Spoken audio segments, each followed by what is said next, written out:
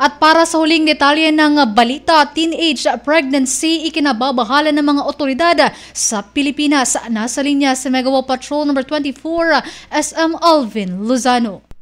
Bicol Network News Report!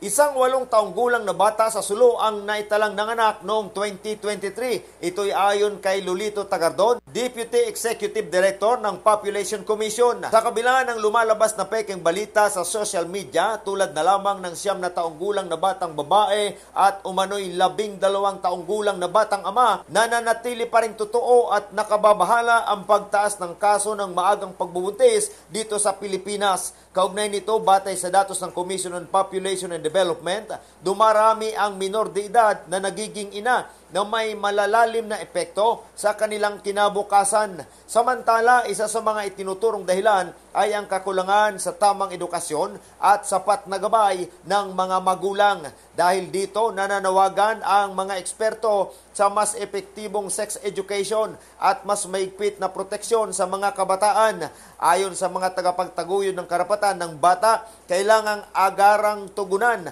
ang isyong ito upang maiwasan ang mas malalang kaso sa hinaharap. Mula dito sa bulwagang pambalitaan ng 92.9 DWAX-FM, kasama mo sa pagbabalita para sa Bicol Network News. Megawa Patrol No. 24, Alvin Lozano, tatak tunay na serbisyo.